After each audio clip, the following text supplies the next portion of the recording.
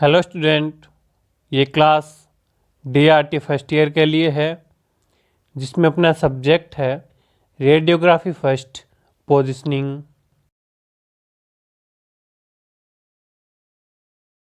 अपना टॉपिक चल रहा है वर्टिब्रल कॉलम, यानी वर्टिब्रा के बारे में अपने स्टडी कर रहे थे, जिसमें अपन ने सर्वाइकल वर्टिब्रा और थोरेसिक वर्टिब्रा के बारे में स्टडी कर ली थी। अब उससे आगे अपने कंटिन्यू करते हैं। अपने अगर वर्टिब्रल कॉलम के एनाटॉमी की बात करें तो देखो, सबसे पहले अपने आती है सर्वाइकल वर्टिब्रा, जो होती है 7 यानी C7 सर्वाइकल वर्टिब्रा तक होती है। पहली सर्वाइकल वर्टिब्रा होती है एटलस और सेकंड सर्वाइकल वर्टिब्रा होती है एक्सिस।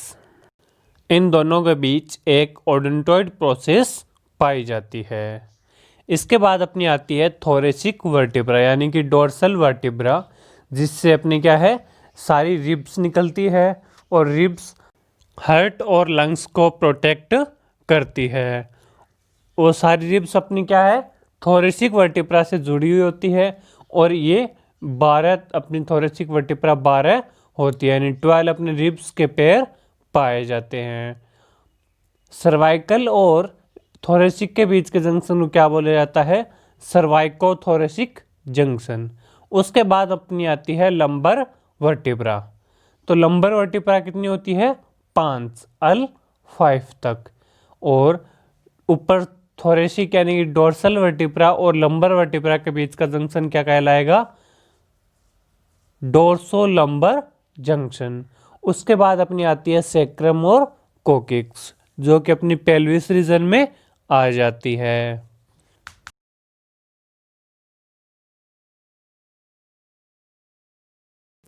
आज अपने बात करते हैं डोर्सोलंबर वर्टिब्रा मतलब डोर्सोलंबर जंक्शन की।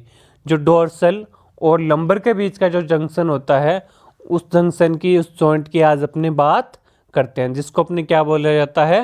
DL spine, dorsolumbar spine. तो इसका अपने AP व्यू किया जाता है। इसके अगर इंडिकेशन की बात करें तो इसका इंडिकेशन अपना रहता है to see the DL spine, and DL मतलब डोर्सोलंबर स्पाइन को देखने के लिए ये व्यू किया जाता है।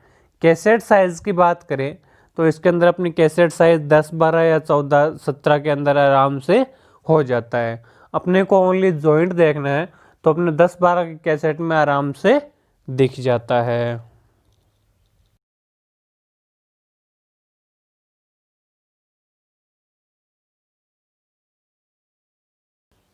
नेक्स्ट अपने बात करते हैं पोजीशन ऑफ पेशेंट। पेशेंट की पोजीशन क्या रहेगी? देखो, patient lies supine with knee and hip flexed. Patient को अपने सुपाइन पोजीशन में टेबल पर लेटाएंगे, यानी AP पोजीशन में टेबल पर लेटाएंगे। उसके बाद पेशेंट की नी को और हिप को फ्लेक्स्ड कर देंगे, क्योंकि जब अपने बिल्कुल सीधी पोजीशन में लेटते हैं तो अपना लंबर क्या है हल्का सा टेबल से ऊपर उठा हुआ रहता है। तो अपने जिस पार्ट का व्यू लेते हैं वो पार्ट कैसेट के टच में रहना चाहिए। इसलिए अपने क्या करेंगे, नी को और हिप को थोड़ा सा फ्लेक्स्ड कर देंगे, जिससे अपना लंबर और डोर्सोलंबर जंक्शन पूरी तरह कैसेट के टच में आ जाता है। Sole of the foot is rest on the table, यानी जो अपने फुट के सोल्स होते हैं, पाँव की जो थली होती है, वो अपनी टेबल पर टिक जानी चाहिए, यानी रेस्ट होनी चाहिए, टेबल पर टिकी हुई होनी चाहिए। Anterior superior iliac spine are equal distance to the table, और पेशेंट का एंटीरियर सुपीरियर इलियक स्पाइन अपने टेबल से इक्वल डिस्टेंस किया जाता है, ताकि पेशेंट पूरी AP पोजीशन में आ जाए। Patient hand is left at the side of body. Patient के दोनों हाथों को बॉडी के साइड में रख दिया जाता है। अगर अपने जैसे एब्डोमेन पर पेशेंट ने हाथ रखे हुए हैं या चेस्ट पे रखे हुए हैं, तो एक तो हाथों को एक्सपोजर लगेगा और अपने हाथ क्या है ओवरलैप भी कर सकते हैं। जैसे अपने लंबर वर्टिब्रा का व्यू लेते हैं तो उसमें अपने थोरेसिक वर्टिब्रा तक की इमेज लेनी होती है, तो उसके साथ में भी अपना DL स्पाइन का व्यू आ जाता है। लेकिन जब स्पेशली डीएल स्पाइन का लेते हैं तो अपने को सेंटरिंग और एक्सपोजर भी डीएल स्पाइन पे ही करना है। तो जब अपने पास पेशेंट आता है, अपने पेशेंट को एपी पोजीशन में लेटाते हैं, उसकी नी और हिप को फ्लेक्स्ड करवाया जाता है। उसके बाद पेशेंट का anterior superior iliac spine table से इक्वल डिस्टेंस पे होना चाहिए और पेशेंट बिल्कुल सीधा लेटा हुआ होना चाहिए। उसके बाद पेशेंट के दोनों हाथों को टेबल के साइड में यानी बॉडी के साइड में टेबल पर रख दिया जाता है। नेक्स्ट अपने बात करते हैं पोजीशन ऑफ कैसेट, यानी कैसेट की पोजीशन कहाँ रहनी चाहिए। तो the cassette centred on umbilicus, यानी जो कैसेट का सेंटर पॉइंट है वो अपना अम्बलाइकस के लेवल पर रहना चाहिए। ऊपर अपनी थोरेसिक वर्टिब्रा तक की इमेज आएगी, नीचे अपने आधे लंबर तक की आती है, जिसके अंदर अपना जो सेंटर पॉइंट है वो डोर्सोलम्बर जॉइंट रहता है। तो इस प्रकार से अपने जो अम्बलाइकस है उस पे अपने कैसेट का सेंटर पॉइंट रख के कैसेट की पोजीशन लगाई जाती है। उसके बाद अपने बात करते हैं सेंटरिंग की, यानी कि सेंटरिंग कहाँ होगी। देखो सेंट्रल रे एट जस्ट अबो अम्बलाइकस, अपनी सेंटरिंग कहाँ की जाएगी, बिल्कुल अम्बलाइकस के ऊपर, यानी अम्बलाइकस से हल्की सी ऊपर, जस्ट अबो एम्प्लाइकस के ऊपर अपनी सेंटरिंग की जाती है। और लगा के अपने को एक सेंटरिंग और बताई गई है, centre to the mid line at the level of first lumbar vertebra at right angle to the film. अपनी सेंटरिंग कहाँ की जाएगी, जो अपनी फर्स्ट लंबर वर्टिब्रा होती है उसके लेवल पे अपनी सेंटरिंग की जाएगी। Patient should hold breath during exposure, patient क्या है एक्सपोजर के टाइम ब्रीथ को होल्ड करवाया जाएगा, क्योंकि जब पेशेंट श्वास लेता है तो मूवमेंट्स होगी जिससे इमेज खराब हो सकती है। इसलिए जब अपने एक्सपोजर करेंगे तो पेशेंट को बोल के ब्रीथ को होल्ड करवाया जाता है।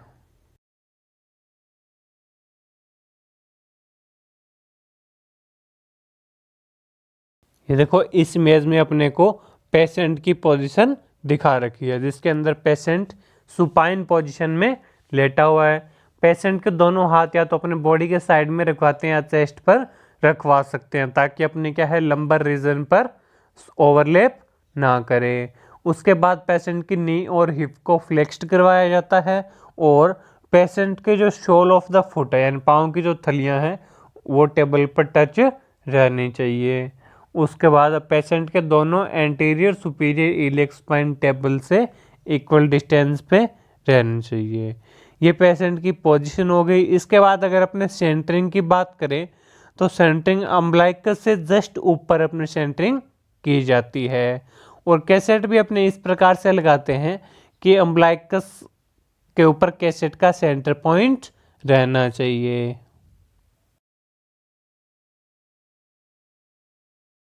नेक्स्ट अपने बात करते हैं रेडियोलॉजिकल अपीयरेंस की। रेडियोलॉजिकल अपीयरेंस क्या रहेगा, lower dorsal and upper lumbar vertebra are well scene.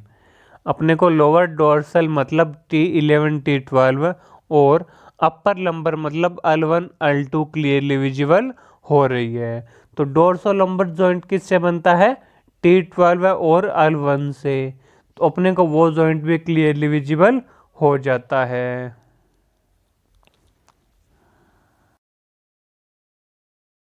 Next अपने बात करें एक्सपोजर की, तो एक्सपोजर क्या रहेगा, डिस्टेंस रहेगी अपनी 100 सेंटीमीटर, केवी रहता है अपना 80 और अमेस अपने रखेंगे 120 और ग्रिड का यूज़ अपने किया जाता है, क्योंकि जब हाई अमेस यूज़ करते हैं तो ग्रिड का यूज़ किया जाता है, क्योंकि हाई अमेस में स्कैटर्ड और लो क्वालिटी की रेडिएशन निकलती है, तो उनको रोकने के लिए अपने ग्रिड का यूज़ करते हैं।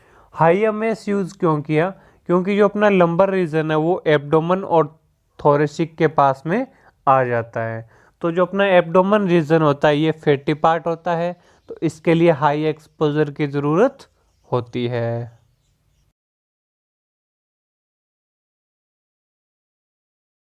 इस इमेज के अंदर देखो अपने को डोर्सल लंबर स्पाइन की इमेज दिखाई गई है, जिसके अंदर अपने को ऊपर डोर्सल वर्टिब्रा जिससे अपने को रिब्स निकलती हुई दिखाई दे रही है। उसके बाद जो लंबर वर्टिब्रा स्टार्ट हो रही है वो भी अपने को क्लियरली विजिबल हो रही है। मतलब डोर्सल और लंबर का जो जंक्शन है वो भी अपने को क्लियरली विजिबल हो रहा है, जिसको अपने डोर्सो लंबर स्पाइन बोला जाता है या फिर डोर्सो लंबर जंक्शन बोला जाता है। तो अपने को थोरेसिक और लंबर जब दोनों सीन होती है तो वो जंक्शन भी क्लियरली विजिबल हो जाएगा। उसके बाद अपने आते हैं लंबर वर्टिब्रा पे। अपना डोर्सो लंबर स्पाइन का एपी व्यू हो गया, लगभग अपने क्या है एपी व्यू में इमेज आ जाती है। नहीं तो जब अपने लंबर का लेटरल व्यू करते हैं तो उसमें डोर्सो लंबर स्पाइन भी दिखाई देती है। लेकिन अपने क्या करते हैं, डोर्सो लंबर स्पाइन के लिए एक परफेक्ट एपी व्यू माना जाता है, फिर भी अपने इसका लेटरल और ओब्लिक व्यू भी किया जा सकता है। उसके बाद अपने बात करते हैं लंबर वर्टिब्रा की। तो लंबर वर्टिब्रा कितनी होती है, 5 होती है। L1, L2, L3, L4 और L5। जो L5 होती है वो सेक्रम के साथ कनेक्ट रहती है, तो उस जंक्शन को क्या बोला जाता है, लंबोसेक्रल जंक्शन। और जो अपने सेक्रम और कोकिक्स होती है वो पेल्विस रीजन में आ जाती है।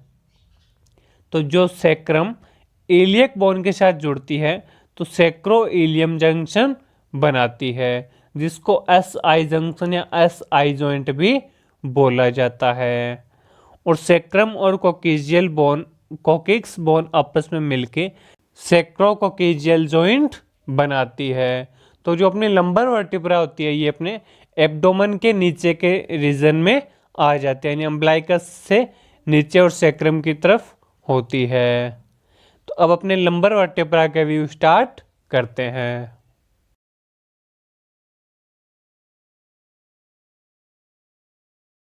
अब अपने बात करते हैं लंबर वर्टिब्रा की। तो लंबर वर्टिब्रा का एपी व्यू स्टार्ट करते हैं।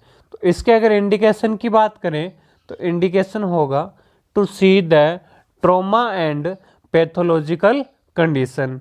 कोई भी ट्रोमा कंडीशन है जिसके अंदर क्या है, फ्रैक्चर भी हो सकता है या कोई एक्सीडेंटल केस हो सकता है उस कंडीशन में, या फिर कोई पैथोलॉजिकल कंडीशन हो तो उसको चेक करने के लिए अपने लंबर का एपी व्यू किया जाता है। कैसेट साइज की अगर अपने बात करें तो व्यू अपना 10-12 या 12-14 या 14-17 कैसेट में आराम से आ जाता है। नेक्स्ट अपने बात करते हैं पोजीशन ऑफ पेशेंट। पेशेंट की पोजीशन क्या रहेगी, तो देखो the patient supine in AP position and knee and hip are flexed. Patient को अपने क्या करते हैं, सुपाइन एपी पोजीशन में लेटाया जाता है और नी और हिप को फ्लेक्स्ड कर दिया जाता है। मैंने आपको बताया था जब नी और हिप को फ्लेक्स करेंगे तो अपनी जो लंबर वर्टिब्रा है वो पूरी तरह से कैसेट के कनेक्ट में आ जाती है। नहीं तो क्या होता है, अपना लंबर थोड़ा सा ऊपर उठा हुआ रहता है या मूवमेंट्स भी हो सकती है। The anterior superior iliac spine are equal distance to the table. और जो एंटीरियर सुपीरियर इलियक स्पाइन होंगे वो टेबल से इक्वल डिस्टेंस पर रहने चाहिए। The sole of the foot must rest on the table.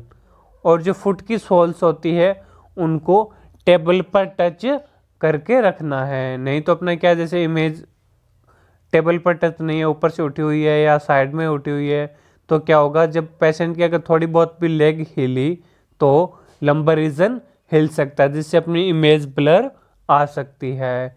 इसलिए जब अपने फुट ऑफ द शोल को कैसेट के टच में करके रखते हैं, टेबल के टच में करके रखते हैं, तो अपना क्या होता है, पेशेंट एक जगह इमोबिलाइज होकर आराम से लेटा रहता है, जिससे इमेज क्लियर आती है।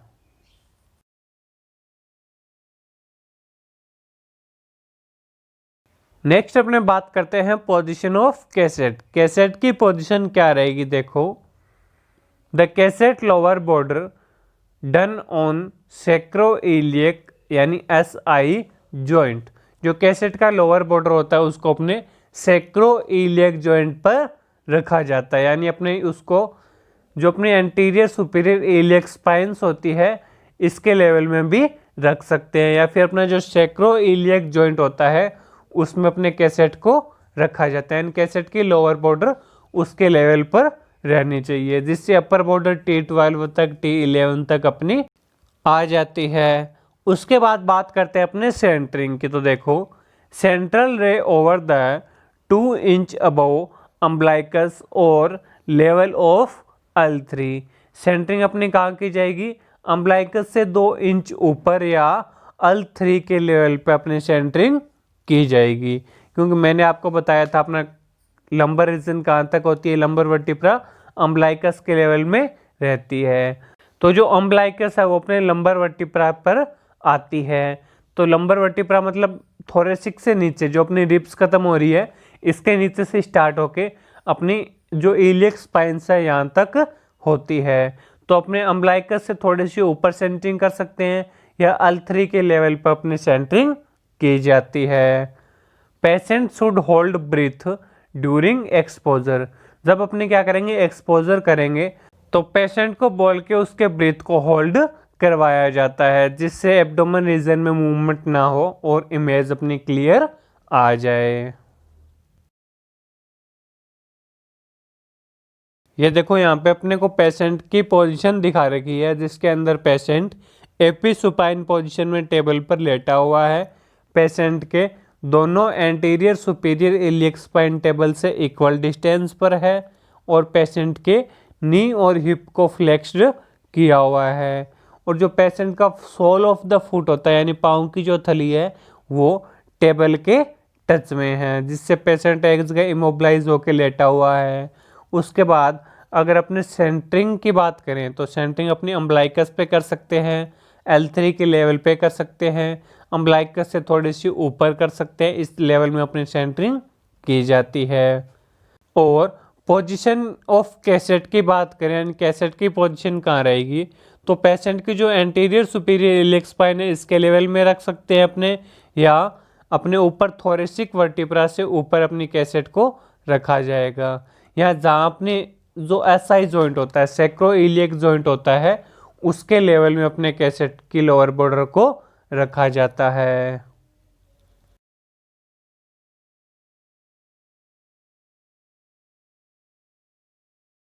उसके बाद अपने बात करते हैं रेडियोलॉजिकल अपीयरेंस की। जो अपने पास इमेज आई है उसमें अपने को क्या दिखाई देता है। Bodies of lumbar vertebra are seen separate from each other. जो लंबर वर्टिब्रा है उसकी अलग अलग बॉडी, यानी अलग अलग अपने को lumbar vertebra L1, L2, L3, L4 और L5 क्लियरली सेपरेट सीन हो जाती है। Sacrum vertebra is well seen, और अपने को जहाँ तक है सैक्रम वर्टिब्रा भी सीन हो जाएगी, और जो सैक्रोइलियक जॉइंट है वो सीन हो जाता है।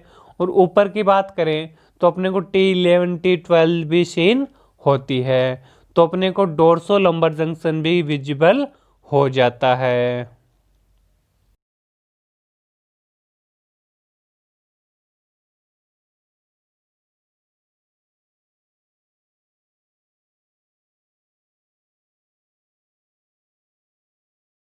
एक्सपोजर की बात करें तो डिस्टेंस अपनी रहेगी 100 सेंटीमीटर, केवी रहता है अपना 80, अमेस अपना रहेगा 150, और ग्रिड का यूज़ अपने करेंगे, क्योंकि एब्डोमेन रीजन क्या है अपना फैटी पार्ट है। तो अपन ने यहाँ क्या किया, एक्सपोजर बढ़ा दिया। तो फैटी पार्ट है, इससे जो रेडिएशंस निकलेगी वो स्केटर्ड भी होगी और लो क्वालिटी की रेडिएशन भी होती है।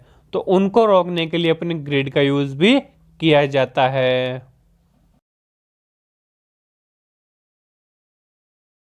ये देखो, इसके अंदर अपने को एक लंबर की रेडियोलॉजिकल इमेज दिखा रखी है, जिसके अंदर अपने को L1, L2, L3, L4 और L5 क्लियरली विजिबल हो रही है।